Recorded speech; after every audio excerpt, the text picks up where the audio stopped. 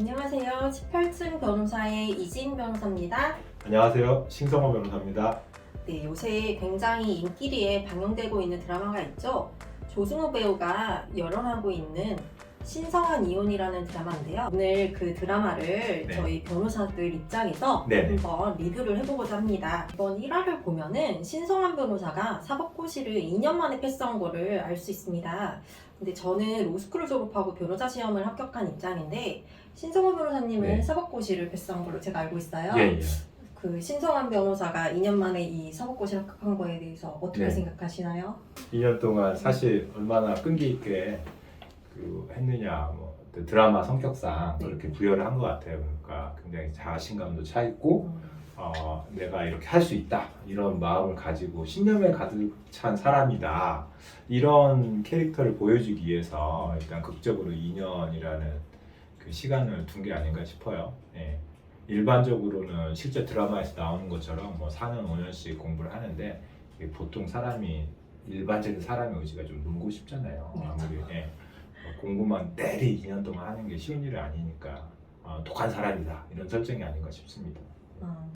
네, 그러면서 이제 신성한 변호사가 그 반소장을 작성하면서 의뢰인하고 상담을 하는 장면이 나오는데요. 여기서 의뢰인이 유책 배우자이다 보니까 곤란한 이야기를 많이 할 수밖에 없을 겁니다. 그런데 이 의뢰인은 돌려 얘기하는 것보다는 다이렉트로 얘기하는 게 나을 겁니다 라고 하면서 과감없이 그 상담을 하는 장면이 나와요. 그런데 사실 실제 저희 상담에서는 네. 좀 약간 본인이 생각하기에 좀 곤란한 경우에는 돌려 말하는 경우가 있었던 것 같은데 네네. 그런 경우가 있으셨나요?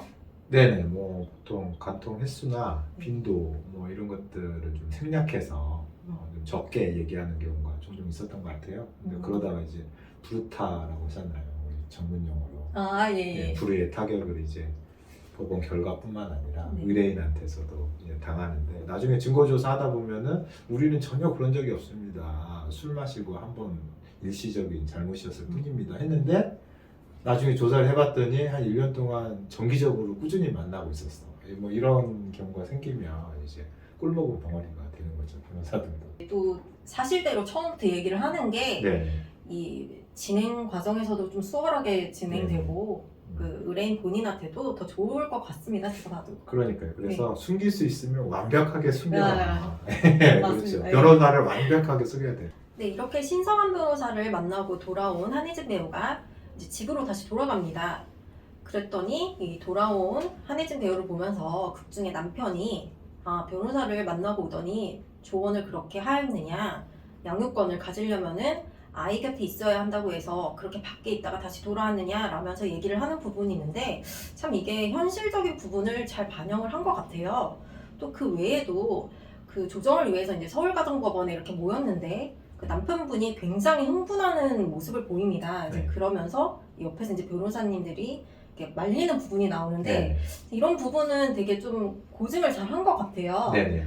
근데 그럼에도 불구하고 좀 이렇게 아쉬운 부분은 없으셨나요?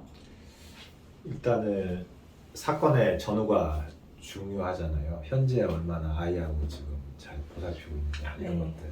그러면 단순히 집에 오지만 말고 집에서 뭐 했는지도 좀 정확하게 카톡을 나눈다던가 전화를 해서 이런 얘기도 증거로 어쨌든 남겨야 되니까 네. 그런 집에 자주 들어오는 부분들 증거로 남기는 게 중요하니까요. 그런 점들. 그리고 드라마니까 조정 절차에서 이렇게 흥분하면서 보통 싸우는 경우는 없잖아요. 아니면 그렇죠. 많은 건데 내가 원하는 얘기 해가지고 싫다 그러면 그만인데 굳이 조정 절차에서는 극적인 장치를 위해서 이렇게 얘기를 한 것 같아요. 감수를 잘 받으신 것 같아요. 네, 그리고 이제 마지막 부분을 보면은 아들 현우가 이제 막 발작을 일으키면서 응급실을 갔다고 하니까 너무 괴롭다고 말을 하면서 의뢰를 포기한다고 얘기를 합니다. 그래서 이제 이혼 조정을 포기를 하고 재판으로 넘어가는데요. 실제로도 이렇게 의뢰 같은 경우를 아예 포기하는 경우가 있나요? 이 부분은 그 현실 방영이 어느 정도 좀 된 것 같아요.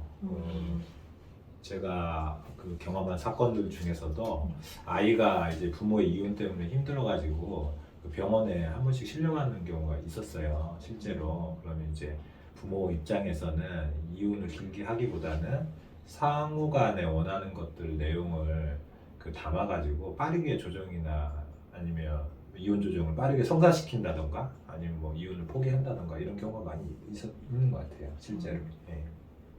네, 지금까지 드라마 신성한 이혼 1화를 지금 변호사의 입장에서 신성호 변호사님과 같이 알아보았는데요.